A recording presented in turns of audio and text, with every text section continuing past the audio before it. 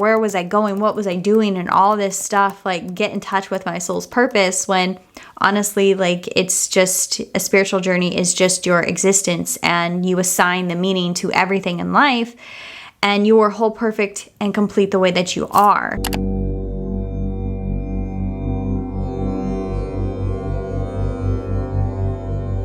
Hey guys, what is up? Welcome back to my channel, and hello if you are new. My name is Airy Johnson. I'm a Reiki master and energy work practitioner, psychic development teacher, and manifestation coach. Welcome to the Good Vibe Tribe. Welcome to Conscious Coffee Talks, where we discuss a topic to expand our consciousness and improve our lives. So let's dive in. In this video, we are going to be covering the dark side of spirituality. I know that sounds not right? When you think spirituality, you probably think light and airy and so close to source and God. And that is part of it, but there is also a dark side to it. Because, guys, we live in a universe with duality, so everything has dark and light aspects. And that even includes spirituality. A little bit of background knowledge for you about myself. I have been on my spiritual journey since about 2018-ish.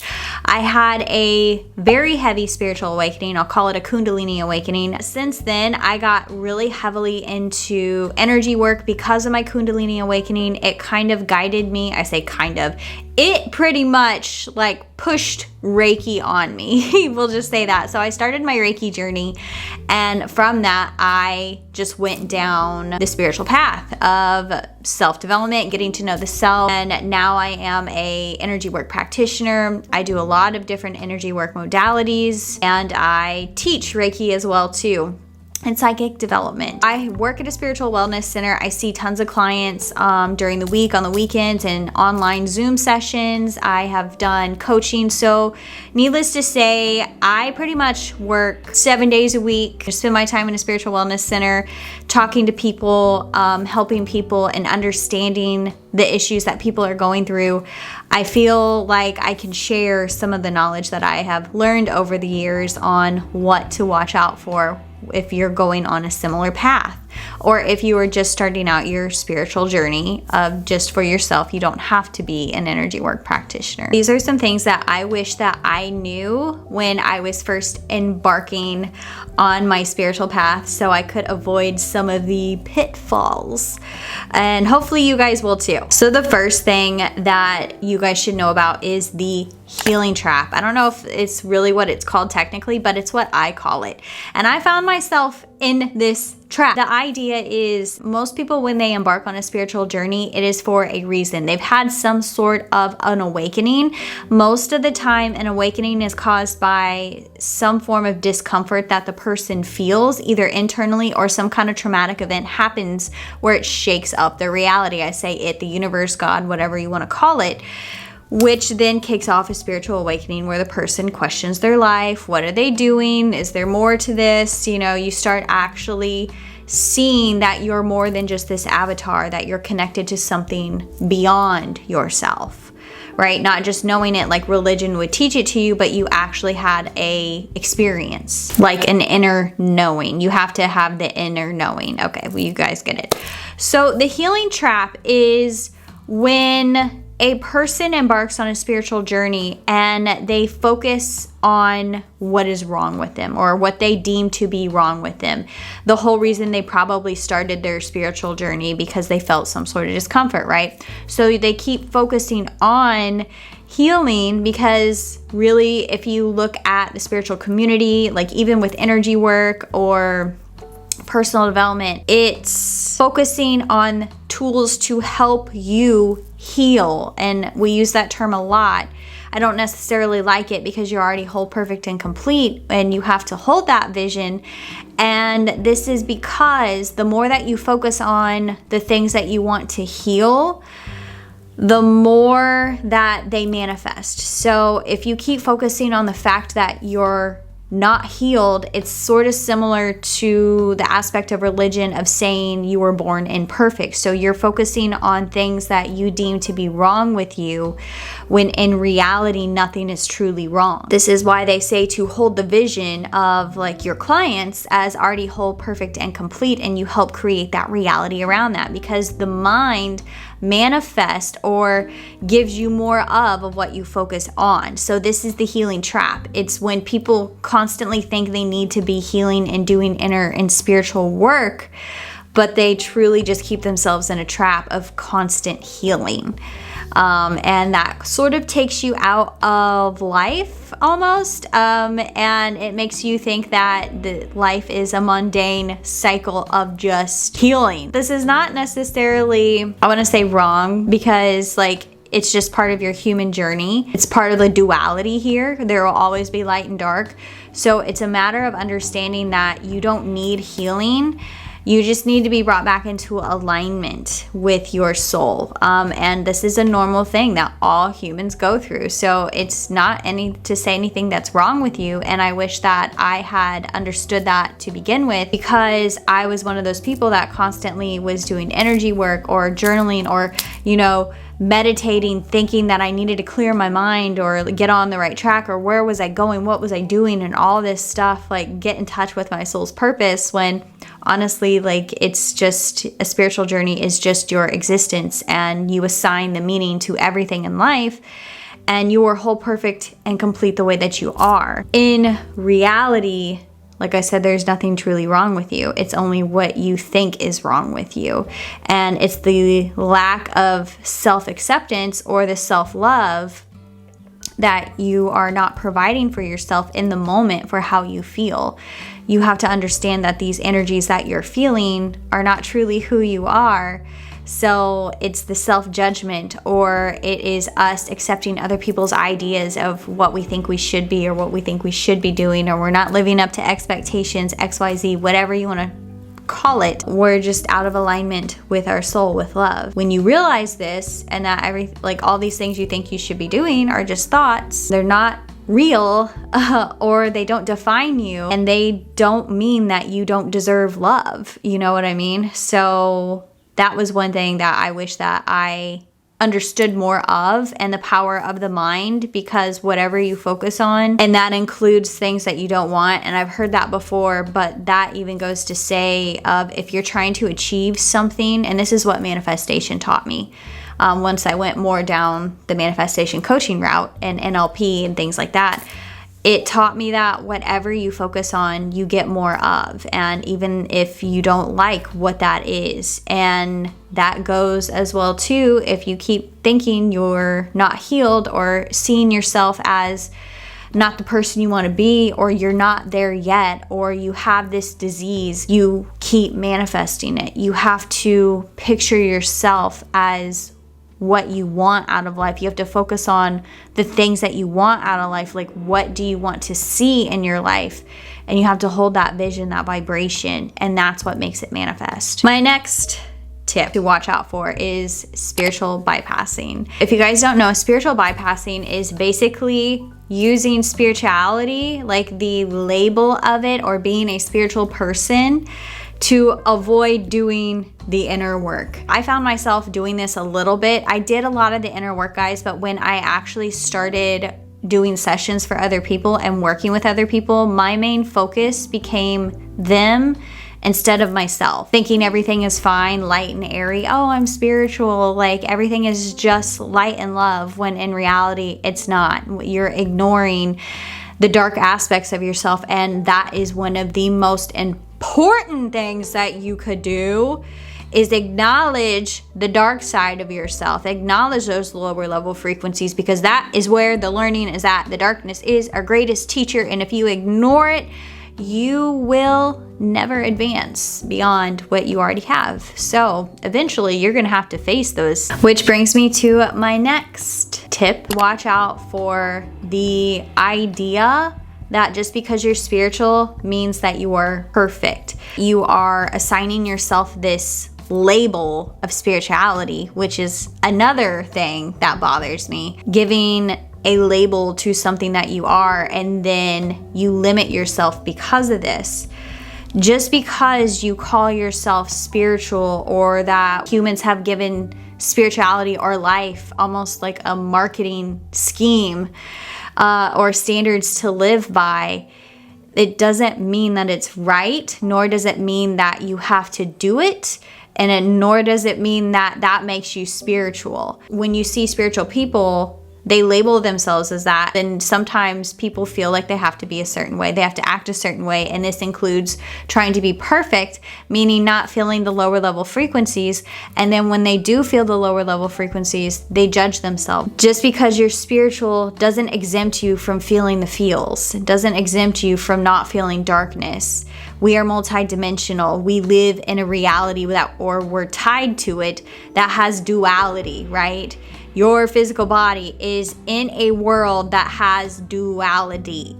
You may be sometimes lifted to the higher dimensions of where those thoughts and energies don't exist, but you cannot function there forever because the body will deteriorate. You need to be in it. Whenever you're not acknowledging your emotions and what you're feeling, you're judging yourself for it and thinking that you're spiritual and you shouldn't be. When honestly, like, all you should be doing, if you're spiritual, you should know that this is normal and you don't judge yourself for it. It's one of those things of like where you invoke your emotional intelligence of, oh my gosh, my human is having an emotion. My human's processing an emotion right now. Let's take a deeper look at what this is telling me a little bit more about myself, because the energy that you are feeling, like I said before, is not you. It's truly not you. Energy is just energy in motion. You are the consciousness behind that energy. You move it with your conscious thought, right? So it's God consciousness, meaning you are that consciousness. Since you're truly not the emotion, that's not your true nature, right? That is only just an aspect of an experience that you're having right now. Whenever that you can examine the emotion and invoke emotional intelligence, you can then choose a higher emotion that you would like to experience to create that energy. That is your God-given talent, if you want to call it a talent, ability, natural ability for all of us humans to do. It's just taking control of your conscious thought and not allowing the emotions to dictate your reactions or your action. My next tip, be careful of who you choose to be your spiritual teacher or guru, because there are a lot of them online, guys. There are a lot of them, and you have to use your intuition to pick who is best for you. If you are searching for a teacher, you have got to trust your gut and feel the vibe, because you are essentially trusting somebody with your mind. You're asking somebody to help you connect with yourself when ultimately it's you who does that best. But a spiritual teacher is there to teach you what they know with the intention of you being better than them. So you have to make sure that your spiritual teacher has your best interest at heart. So when I choose my teachers, they are people that I trust. They're people that I see their work that they do and they come recommended, or I see their work and I feel their love. I feel why they do what they do. It's out of passion and purpose. It's not out of making money. So there's a distinct difference. You can feel who is in it for the money, and you can feel who is in it for because their soul was meant to do it. There's a lot of different ways in which you can choose a spiritual teacher, and that's a whole nother video, guys. My main things that I would look for is trust your gut and feel their vibration. What are they teaching? Is it just spirituality, trying to get you in touch with yourself and figure out life and your connection to it? Or is it teaching you something more? So like for myself, I do energy work, psychic development. I kind of base my spiritual teachings around that and the interconnectedness between you and the universe. And then I use my manifestation coaching to do the coaching aspect of where you want to go in life and what do you want to create. So it all kind of ties together. I would look for a spiritual teacher that has what you want, that you want to do what they do. So the students that I attract, they want to do energy work, they want to do coaching, they want to teach energy work and work with clients. Those are mainly the people that I attract, which is obvious because that's who I am. Or they are using energy work to learn more about themselves and use it as a tool to help them develop out their spiritual gifts or tap into their psychic gifts. So this brings me to my next point, really, of watching out for spiritual teachers, gurus, or even other spiritual people who have the God complex. And the God complex is they think that they are superior because they are spiritual or awakened than those who are not as awakened, if you want to call it that. And I used to think too, the God complex was actually knowing that you are God in a body, which you do come into the full knowing of that. The God complex treats other people like they are not of equal. I want to compare it to like the Christian God of like the God complex is judgment on other people of like, oh, you're just immortal or you're not as awoke as I am or things like that. When in reality, like we are all equal, no matter how awakened you are, how awakened you're not, like what your psychic gifts, abilities, like how much you do them or dedicate your life to it, no matter what.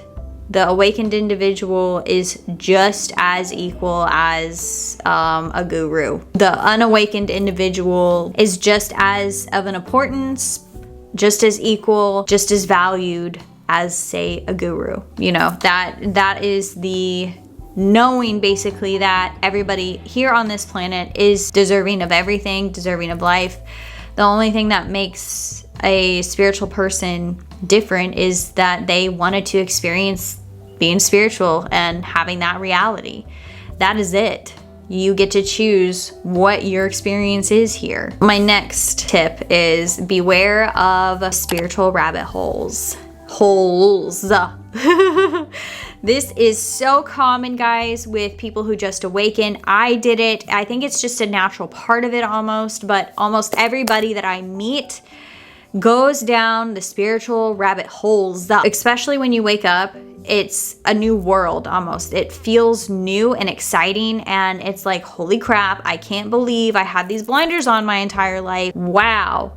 Look at all these different modalities that you can work with. I say modalities, and that's kind of what I mean by rabbit holes. There are all these different modalities, ideas, concepts, creations that you could do, make, believe in, you know, things of that nature. The thing with that to be careful of, you can keep going down all these rabbit holes, but you never truly make any progress. So it's kind of like a jack of all trades, a master of none type of deal. This happens a lot when people do like energy work or like they start getting into different aspects like reiki, tarot, psychic readings, which is not to say that you can't do all of those, because a lot of people do once you actually understand the communication and how it all works. Like you can do multiple things, but my greatest advice is to pick one that you're really strong in and focus on, and let that teach you at least the basics of the energy before you keep going down rabbit hole after rabbit hole.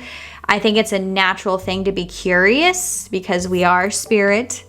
That is part of our nature, is to be curious, and you want to learn about all these things. Knowledge is useless without the integration, and that brings me to my next tip of you have to actually integrate what you learn in this physical reality. This is where you're gonna find out what is truly for you down the rabbit hole and what is not. If you don't use it, you lose it. The next one, oh my gosh, I fell victim to this, is focusing on the third eye. The chakra that everyone wants to focus on is developing out their third eye. And don't get me wrong, guys, the third eye is powerful. And that's what I focused on in the beginning of my journey. That's what a lot of my students are interested in. They're like, I want the psychic abilities, the cool experiences, the seeing the other realms, the energy, like all that stuff. Guys, it's cool. It's really freaking cool. Like, when I had my Kundalini awakening, that was probably the most active my third eye had ever been in my entire life. Some of this stuff was not cool. I made a video about that. I will link that down below, but that was a crazy ass time. But if you focus so much on the third eye, guys, you're missing out on the rest of your experiences. So what happens whenever we do focus on the third eye and developing that out and wanting to work in it, people have experiences, but most of the time people block themselves because they want experiences so bad they end up blocking it. Whenever you work in the third eye so much, you're not really here. You're not in this dimension, because the third eye is of higher frequency. So when you work in it, when you work in the other dimensions and realms and those high vibes, and you see energy and the beings come in and things like that, and you know, you're in your mind pretty much, and imagination and creating, like that's all fun, and it's all like there's a place and a time for it, but you cannot be there while living a human experience. I cannot be working in my third eye trying to do data entry at my 9-to-5 job. I just can't. You will not be able to function as a human, and you're here for a reason, to have a human experience. So to actually integrate your learnings with your third eye and work with your gifts here in a stronger way is to ground them. And that means working in your root. That means connecting to the body, embodying that frequency so it can be brought here in the physical, and you move with it, you take action with it, right? So you're not floaty all like kind of high on life, but being here, embodying it, kind of the same way of what we were just talking about, of like, you have to actually integrate the teachings. You yourself have to actually be present in your body and not in your third eye chakra all the time. Otherwise, you will not make movements very well here in the physical reality to actually do the work that you are being called to do, or to make physical manifestations happen in this world, because you have to take action for stuff to happen. That's part of being physical. You have to be grounded. So you have to bring that information here, your information from your third eye here. But my favorite chakra to actually work in, and where I found the most power, is the heart. The heart and the throat, honestly. But the heart, guys, that is where I found the voice of God to be. My heart literally spoke to me. The organ spoke, the voice came out of my chest, and it was God. That's what happened during my Kundalini awakening. I'll do a whole nother video on that experience and how that happened, because I had 2 of them and they were by accident. And my last tip, guys, is know when to seek spiritual help versus professional help. There is a difference. Professional help as in a licensed therapist, psychologist, psychopsychologist, whatever they call themselves. You just need somebody who is a professional to help you process deep-rooted issues. So that's where energy work is a tool, because it moves the energy, so therefore your vibration raises, and therefore you get higher thoughts. So it helps you change your thought patterns, breaks neuroplasticity pathways. But you know, you can revert if you're not ready. But it is a tool to help you just keep advancing forward. So guys, those are my tips or my advice on what to watch out for when embarking on your spiritual journey, or the dark side of spirituality. Because guys, like I said, we are both the light and the dark. We live in a universe that is dual. We have to have both to be here. So of course there are some dark aspects to this, right? So hopefully you guys enjoyed this video. Hopefully it helped you out, maybe kind of brought to life some things to watch out for in your own journey right now. But regardless, guys, it's a beautiful journey and it is just life, honestly. I am not a believer of giving it a label, like spiritual, religion, whatever, because that just divides and it limits you to your experience. I just like to say, I am. Because you are existence, right? And then you get to experience all of what life's beauty and curiosities have to show you. Sending you guys all my light and all my love. We'll see ya.